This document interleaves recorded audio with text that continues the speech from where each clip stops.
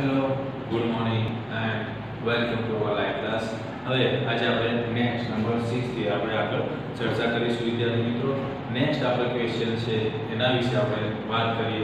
Last question આપણો જે હતો એ હતો વિચ રાગ ડીડ તાત્સેન ક્રિએટ. એના પછી ઇનોવેશન. યસ, કયો હતો? ઇનોવેશન મીન્સ આપણે જોયું હતું કે ન્યૂ ચેન્જીસ એટલે કે કેટલાક નવા જે ફેરફાર છે એને આપણે શું કહીએ છીએ? ઇનોવેશન. હવે એના પછીનો ક્વેશ્ચન છે એ જોઈએ. Which instrument did Tansen play. Which instrument did Tansen play. Tansen કયો ઇન્સ્ટ્રુમેન્ટ એટલે કે વાદ્ય વગાડતા હતા, બરાબર? તો જોઈ લઈએ આપણે. Which instrument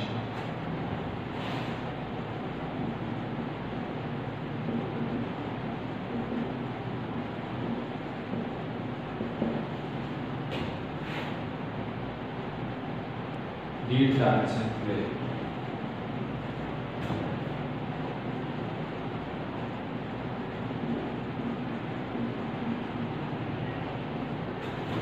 Which instrument did Tarzan play? Tansen કયું ઇન્સ્ટ્રુમેન્ટ વગાડતા હતા એટલે કે કયું સાધન વગાડતા હતા અથવા તો વાદ્ય વગાડતા હતા એવું કહી શકીએ. તો કયું વાદ્ય વગાડતા હતા, કયું ઇન્સ્ટ્રુમેન્ટ વગાડતા હતા? તો આપણે કહી શકીએ કે કયું હતું? યસ, તાનપુરા. શું છે એનો આન્સર? તાનપુરા. અહીંયા આગળ આપણે એનો આન્સર લખીશું tanpura. Number 7.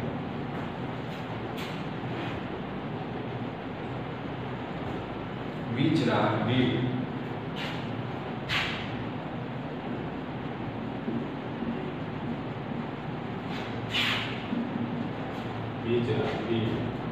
Tansem sing? Tansem sing in the court. In the court.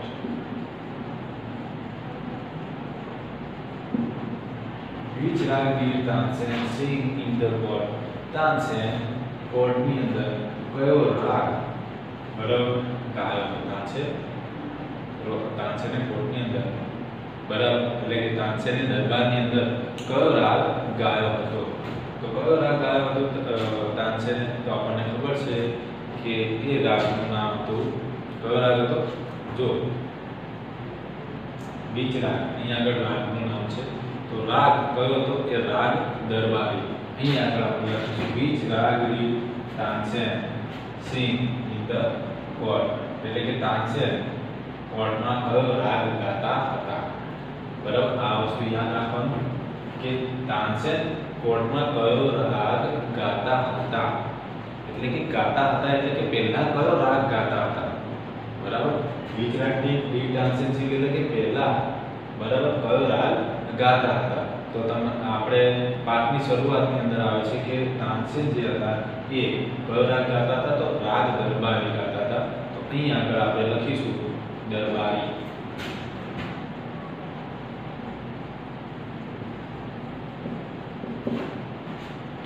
કયો રાગ ગાતા હતા? તો રાગ દરબારી. ઓકે, તમે નામ સાંભળ્યું હશે. તો આવશે રાગ દરબારી. એના પછી નંબર 8.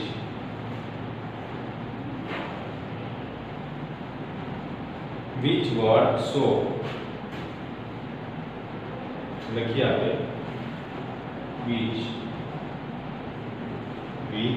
તો the words show that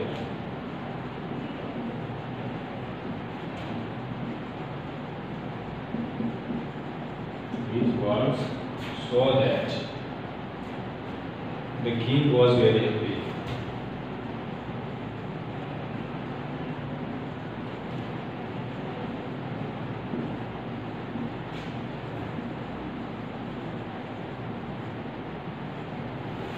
Which words show that the king was very happy?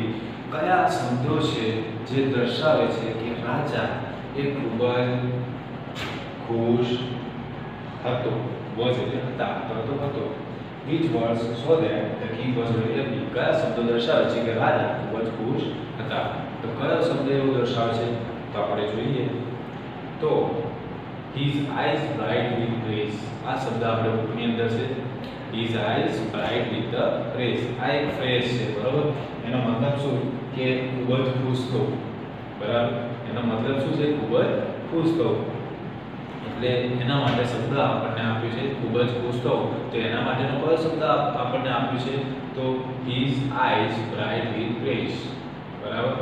એમની આંખોમાં એક પ્રશંસાનો ભાવ હતો, એવું આ વાક્ય દ્વારા આપણને કહેવા માંગે છે. તો આન્સર લખીશું આપણે. આન્સર આવશે his eyes bright with rays. his eyes bright with rays. his eyes bright with rays. Okay, હવે નેક્સ્ટ જોઈએ આપણે number 9. his eyes bright with rays. એની આંખોમાં એક વખાણ અથવા તો એમની આંખોમાં એક અદ્ભુત શું હતી? ચમક હતી. એટલે કે શું હતા? ખુશ હતા, બરાબર. આ એક શું કહેવાય? આપણે જેમ ગુજરાતી ભાષાની અંદર એક રૂઢિપ્રયોગ કે એવું કહીએ છીએ, બસ આ એ છે જેને આપણે ફ્રેઝ કહી શકાય. તો એ વાત છે બ્રાઇટ વિથ ફ્રેઝ, એટલે કે ખૂબ જ ખુશ. હવે નંબર 8 પછી નંબર 9 તરફ આપણે આગળ જઈશું. Next question is what did the king call Tansen? What did the king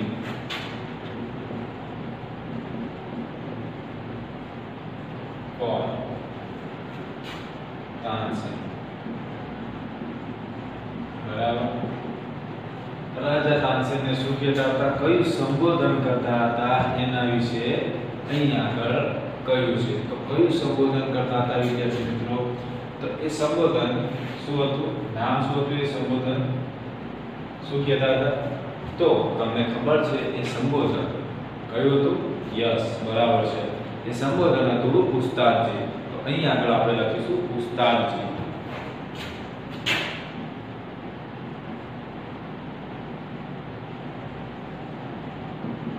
ઉસ્તાદજી. Okay. Number 10.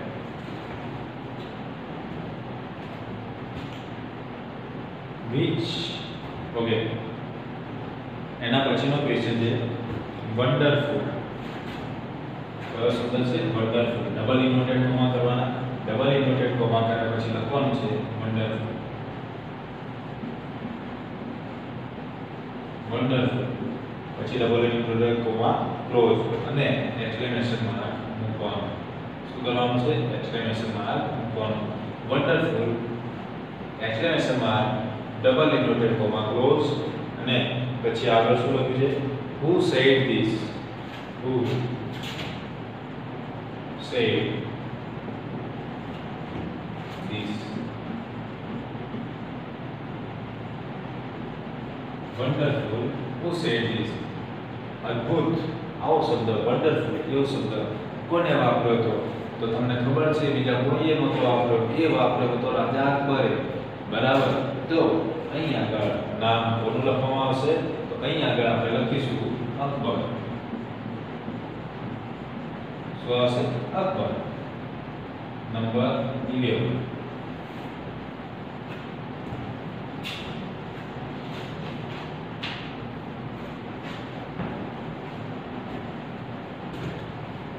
એના પછીનો ક્વેશ્ચન છે how did Tansen?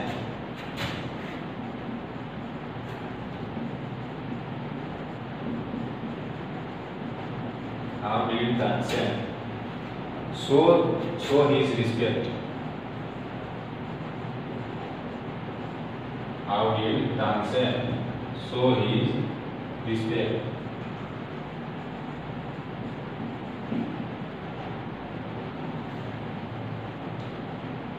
To the king.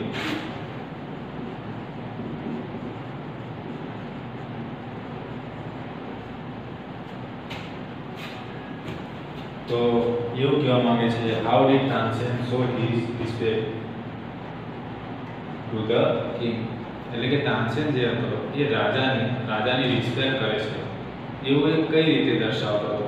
How did Tansen show his respect? Any respect હતી એટલે કે તાનસેન એનો આદર ભાવ રાજા સામે કઈ રીતે વ્યક્ત કરતો હતો અથવા તો કઈ રીતે બતાવતો હતો આદર ભાવ, બરાબર?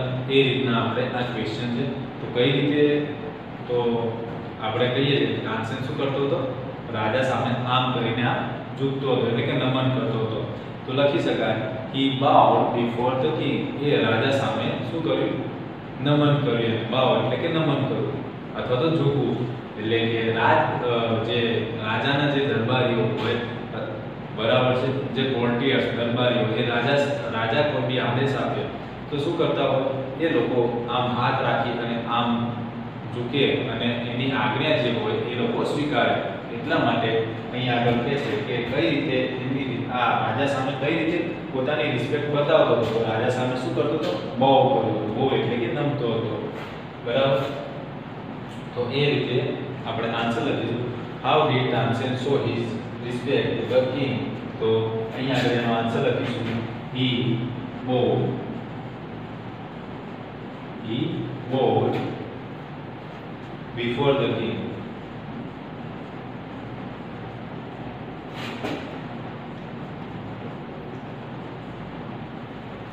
He bowed before the king. આને બોલાય bowed.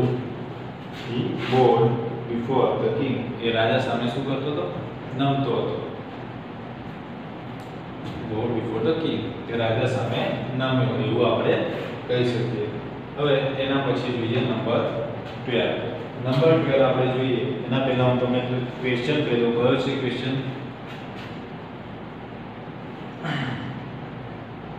Disbelieving means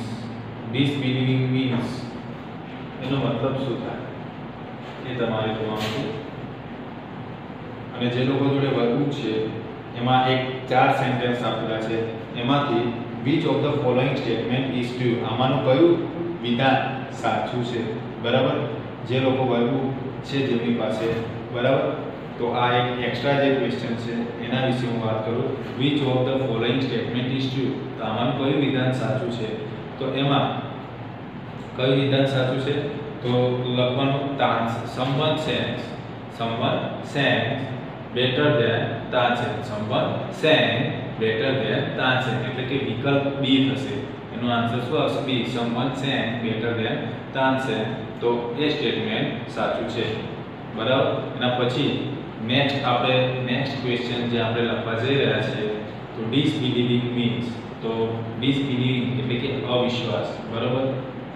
તો એના માટે એને લાગતો વળગતો કયો શબ્દ છે એ આપણે શોધવાનું છે.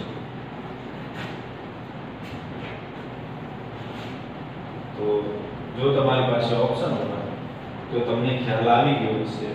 ના આવ્યો હોય તો હવે આપણે જોઈએ.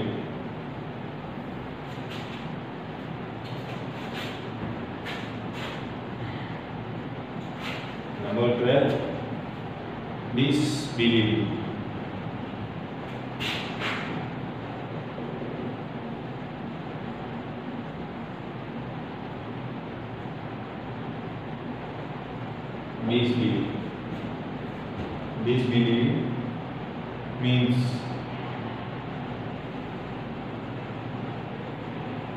Disbelieving means પછી ડેશ શું આવશે? disbelieving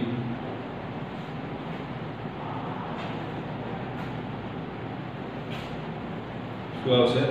disbelieving એટલે શું થાય કે પાકી કોઈ પણ વાતની ખાતરી ના હોય, બરાબર? એવો આનો મતલબ થાય disbelieving એટલે.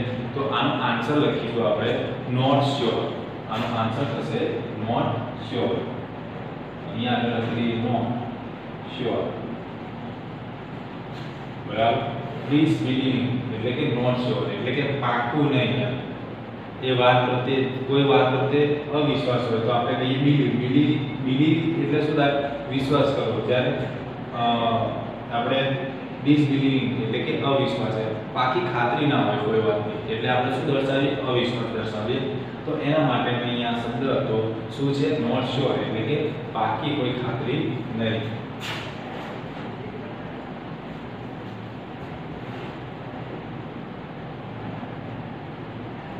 next question is I shall go to him myself. I shall double inverted કોમામાં લખવાનું છે આપણે I shall go to him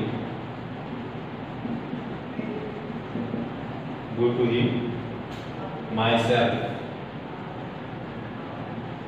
Go to him myself. એના પછી ફૂલ સ્ટોપ અને double inverted comma close. Okay, I shall go to him myself double inverted કોમામાં લખવાનું છે અને પછી ફૂલ સ્ટોપ કરવાનું છે. Who said these words? Who said these words?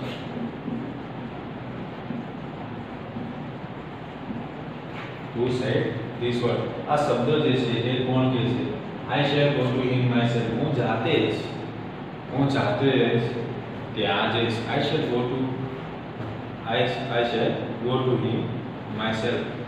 હું મારી જાતે જ ત્યાં જઈશ. I shall go to him myself.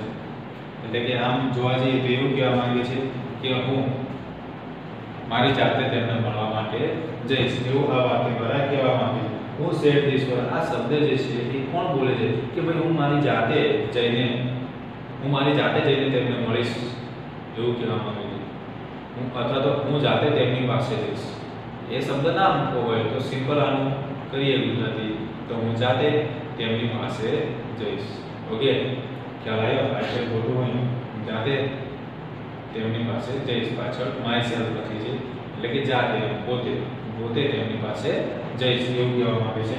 Who said this word? આ શબ્દ કોણ બોલે છે? તો તમને ખબર છે કે આ શબ્દ કોણ બોલે છે? શું આવશે એનો સાચો જવાબ? બરાબર, એનો સાચો જવાબ આવશે the king. અહીં આન્સર લખીશું the king.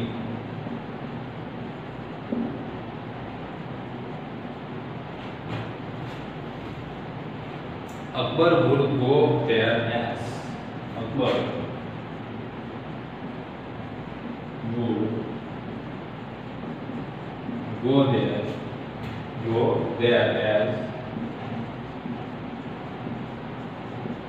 Akbar would go there as. પછી ડેશ અને ફૂલ સ્ટોપ. કઈ રીતે જશે? શેના તરીકે જશે? અકબર ત્યાં આગળ કઈ રીતે જશે? બરાબર, કઈ રીતે જશે એટલે બસ કે પ્લેનની વાત નથી. બરાબર, Akbar would go there as. બરાબર, શેના તરીકે જશે? જેમ આપણે નથી કહેતા વિદ્યાર્થી તરીકે, શિક્ષક તરીકે, એ રીતે શેના તરીકે જશે? વિચારી રાખો છો તમે એનો આન્સર.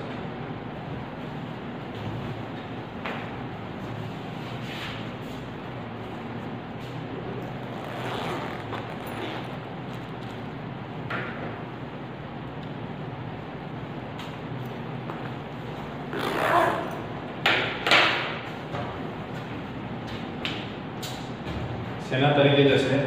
તો આપણને ખબર છે શેના તરીકે જશે તો એક સંગીતના ઉપાસક તરીકે ત્યાં આગળ જશે. બરાબર, રાજા કઈ રીતે જશે?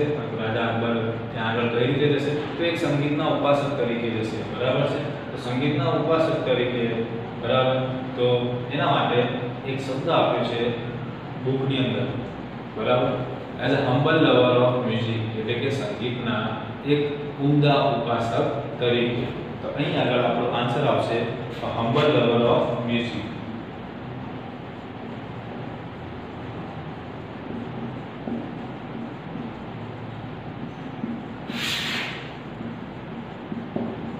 Okay, this is our answer. Next one we have number 50.